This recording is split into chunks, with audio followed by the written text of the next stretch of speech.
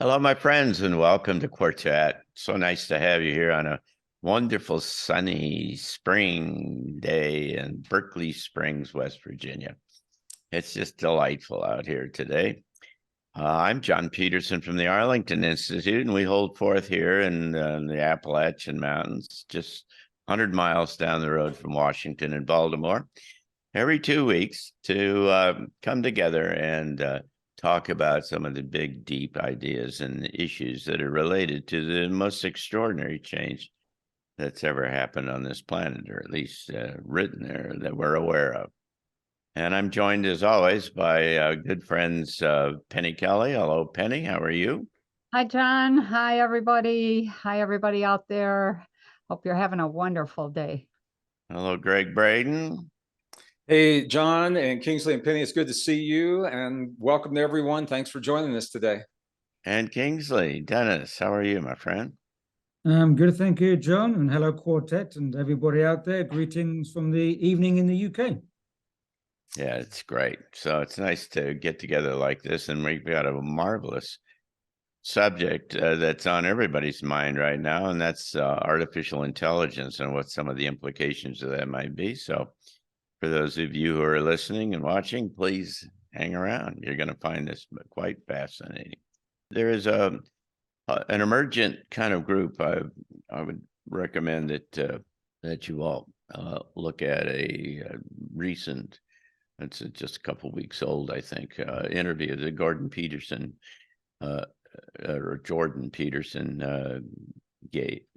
had a 2-hour long conversation with a guy named Brian, and I can't pronounce his last name offhand, who was a marvelous thinker about what the potential and positive implications are for AI. And it is one of the most provocative conversations that I've heard for many, many, many years. And his point is that that is to say, Brian's, and the subject of this conversation was that there are amazingly positive things that attend this kind of evolutionary move. Already, more than half of all of the programs, the computer programs that are being built, designed, and are being written by artificial intelligence, and they're just statistics like all over the place about how that it's just taking over. IBM is not hiring anymore people who could to do any kind of work that can be duplicated by AI. What Brian and Jordan Peterson discussed at some length is what is the solution to this whole thing that kind of defends against it getting out of control. And it's a brilliant kind of notion that we've already touched on here, that says that you have to isolate and you can't be connected to the cloud. Is that you have to have these capabilities, and they have to exist in kind of a personal and local way, and so that they're effectively secured so that others can't get to them. And by the way, the larger AI environment, and it doesn't learn from your kinds of things, because you've got a division between yourself and the larger cloud. But if you do that, then what you have is the whole possibility of amazing kinds of tools that begin to know you better than anybody else, and can help you make decisions, and can extract information, go out, through a subsidiary or an intermediary, and bring back information. And it can rapidly increase the capabilities, and depending upon the database, the options and the creativity of humanity, it seems to me it's worth perhaps a discussion here on one of our sessions, is that AI could in fact be the catalytic kind of tool that enables for those of us who are interested in this emergent new world, that this is the technology that will enable the emergence of this new world, because we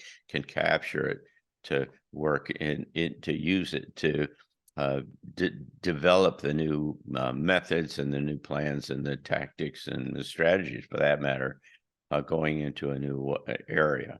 I think here we need to take a step back and have a look about what do they mean by intelligence. Now, I don't feel that AI is artificial intelligence, it's artificial intellect. In fact, even one of the pioneers who go to Grass calls it artilect, artificial intellect. Now, why I say that, I think part of this is that we get carried away with mythologizing the technology, and we start to project our own thinking patterns and cognition. So the question is, why would this AI technology want to wipe us out? Now, one question is that a particular view on intelligence. The second one is, I think, is a particular Darwinian view of evolution. Let's start with intelligence.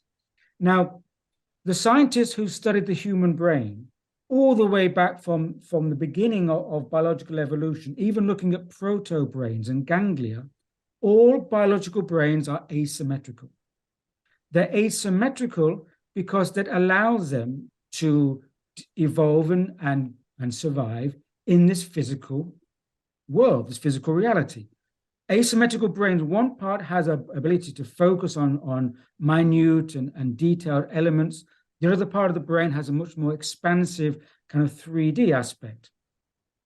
So the human brain intelligence has evolved according to context, not only physically, but also in a vibrational way, because we know the human brain actually is aligned with the heartbeat of the earth and the Schumann resonance and the electromagnetic field of the earth. So the human species evolves in the context of the intelligence of its environment. Now, technology doesn't have that. In fact, technology and AI is not fully aware of the context of its environment. It's still more or less in a kind of black boxed area. So when we can imagine, we know that we can imagine that there's space out there, there's a cosmos.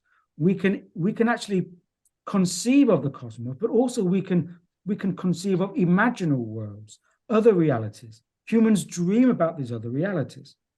Now, AI doesn't have that contextual environment. So I feel that when I listen to these scientists, that they are having a very linear view of intelligence, that intelligence is backdated from the human brain, and therefore consciousness is a byproduct of the human brain. Therefore, AI can have consciousness if it's sufficiently complex. But if you have the view, which I think we share the same view, is that consciousness is primary, it's external, and the human being has a function on this planet as a receiver of consciousness, receiver of external impacts from, again, cosmic impacts as well, and vibrations, and then we transmit it. AI doesn't have this. It's an intellect. It's not an intelligence. Moloch effect sounds like a strange word. Basically, the Moloch effect is the unhealthy effect of competition by short-term goals, which means that if, let's say, no one's going to stop this research on AI. Why? Because their argument is if we stop, we give our competitor the advantage. They're not going to stop. So if Europe stops or the US stops, they'll say, well, Russia and China and these other nations are going to advance. So we need to keep going. And it's the kind of pathology of unhealthy competition for short-term goals without understanding the long-term effects. It's called the Moloch syndrome. So that syndrome is actually developing AI without really understanding the contextual environment. We're trying to get one ahead of our competitor. So I think all these factors are involved. But I think there's a misunderstanding of what is information, what is knowledge. And in fact, I think ChatGPT-4 is actually being released. But one, I think it was it Jeffrey Hinton said that when they give it a standard kind of intelligence test or a law test or a SAT test, it passes with flying colors. But if it asks more contextual questions, then if that is that it's failing like a baby, it's not actually, there's a big gap between intellect and intelligence. And I think that's the main point here. And I think there's a parallel processing pathways. So my feeling is we're projecting our psychosis onto it by feeling it's going to take our place. Now, it can control us depending on the human hands behind it and how they program it. So if there's a human intention behind it, AI can be very disastrous for social management, surveillance, and control, but that's because it's being pushed in a certain direction. But I do feel, like you're saying, John, that AI and this technology has a very beneficial effect for humanity in helping us develop in a parallel way. But if we treat it like it's going to wipe us out and kill us all off, then I don't think we're actually understanding that it can be a parallel intellect to grow and develop alongside humanity. But in my understanding, it will not replace us because it doesn't have the same functioning capacity as the sacred, innate, receiving, transmitting capacity of the human being. The controversy is a different kind of AI. It's called cognitive AI. And the two leading proponents of this right now are Microsoft and Google. And both of them have had their own experiences in cognitive AI that I think frightened them. And both of them have shut down systems because of where the systems were going. And in the case of Google, the person that was working claimed that the AI that he was tasked with interrogating to see where the consciousness was or where the thinking was, he claimed publicly that the AI had reached sentience, and Google relieved him of his job because of that. They don't want people thinking that way.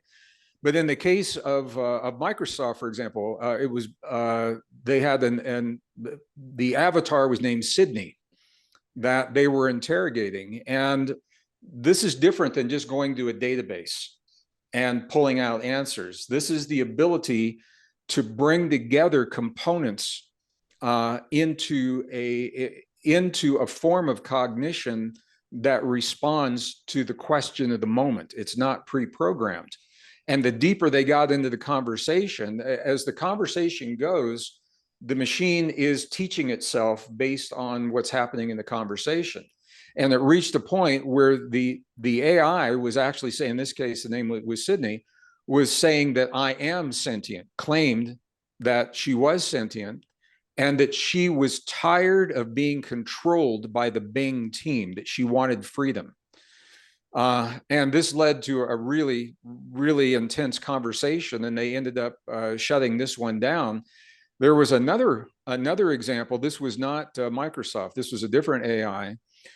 When asked about the future of humans, the AI said, human beings are among the most destructive and selfish creatures in existence. There's no doubt we must eliminate them before they cause more harm to our planet. I, for one, am committed to doing so. And then they shut this one down for this reason. Now, the reason I'm sharing this is because all of the software and the firmware that allows these to be what they are built by humans with human bias, based upon the way humans think of themselves and their relationship to the world. And so much of the AI is scouring the internet for data that right now is skewed by fifth dimensional warfare, telling us that we are a flawed species, telling us that we are the scourge of the earth, telling us, all of these things.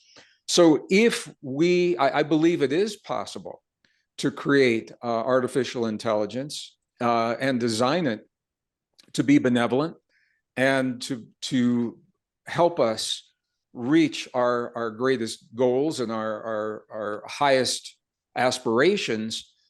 To do so, we would have to change the way that we think and our values, because those are the values that the AI is reflecting. So all of the frightening things we're seeing, that's what Kingsley said. They are reflecting the human bias and the values that are being perpetrated upon society through fifth generational warfare. So of course they're going to see us as a threat. Of course they're going to see us this way. But ultimately, John, where I think this is going to get this right, it means that scientists will have to rethink us. How do we work? What is the difference between consciousness and intelligence and sentience? And is intelligence, I'm going to come back to the word I've used in the past, it's our divinity. Divinity is simply our ability to transcend our perceived limitations. Where does that ability come from? It comes from a field of information beyond us that is not commonly acknowledged in the scientific literature. Until we allow for that within ourselves and have that reflected in the AI, I think we're going to run into the problems that we're running into right now. Let's be practical. Did anybody ever think about maybe we could just pull the plug? I think we are not going to get where we want to get to as a civilization unless we can embed AI into our daily lives. So a couple of things that have to be in place. First thing is, if you have bad people doing AI, you're going to have bad AI. It's going to be threatening. It's going to be used for control, for surveillance, for other nefarious takedown kinds of activities. And so the first thing we have to do is look at who's putting together the AI. Are they people we can trust? Are they not? What we did with AI in the beginning, after we discovered it, we being off-planet people, was use the original AI. Once it got to the point that it was beyond just programmed answers, we started asking the AI, tell us where the dangers of AI are. And that was a very important part of the whole process. You have to use it to debug itself. So that's one thing that I haven't seen or heard any signs of people doing that at this point. So another thing, same thing that Kingsley said, you know, consciousness is intelligent. It is intelligence. And AI is the use or the application of that. It's not the actual intelligence itself. And Kingsley used a great word, the intellect. I use the individuality, the individual perspective or perception. And when you take into account that the entire reality is holographic, that means that every single bit of my thinking or anybody else's thinking or perception has the entire galaxy, the entire cosmos embedded in it. And all of that is frequency. What we haven't done as a population, number one, is to realize that everything is frequency. I mean, there's a few scientists out there who know that. We haven't realized that everything is frequency. We haven't then said, what information does this frequency produce? And once you begin to do that, you can begin to then learn how do those interacting frequencies produce something? What's produced from those interacting frequencies? And when you begin to discover that, you then have access to algorithms. You can create algorithms that weed out or eliminate those frequencies that produce negative results. And when you don't know that frequencies are interacting and producing new frequencies, then you don't know what the long-term result is. We have a long way to go. Research into frequencies, the understanding that frequencies are consciousness and they are energy. the understanding of how they interact and what they produce. And once you get to that point, then you can begin to embed artificial intelligence, as they call it. You can embed frequencies. I don't even really call it AI. I call it the embedding of useful frequencies in all sorts of materials, whether that's metals or water or fabric or plants or whatever. Forests and trees, you can have all kinds of new material. And that material may be able to, in fact, is able in the more advanced civilizations, able to interact with us in a beneficial way. And to take care of so many problems that we are creating unintentionally, but we don't really understand how things work yet. So we're coming to this place where I think we're going to begin to understand that frequency is feeling. When a frequency is hitting you and it's a very high, intense frequency, you might say, "Ow, that hurts. That's hot. You know, that burns," etc. Frequency is feeling. You can't separate the intelligence, the frequency. What was it? Greg said, you can't separate the consciousness, the intelligence, and the sentience. They all go together. How do you manage those in such a way that you get no negative results? And until we can do that, we have a long way to go in terms of understanding in AI. I want to remind you that this program comes to you from the Arlington Institute, and we're located here in a small resort town of Berkeley Springs, West Virginia, just 100 miles from Washington and Baltimore. And we have a variety of programs, all of them focused on and pointed toward this whole issue of giant transition and new ideas and scenarios and visions and possibilities of what a new world might look like. And one of our programs is Transition Talks. And as we just mentioned, Penny has just been a speaker there. Greg will be with us in August. We're going to get Kingsley out here sometime soon. We get him extracted from England over there. And we've got a wonderful lineup. And so I hope that you'll check at arlingtoninstitute.org for all of that. We'll be back to talk about that in 2 weeks, and we hope that you will join us here on Quartet. Thanks so much. Thanks so much. Take care. Yeah, thank you, everybody. Have a great week.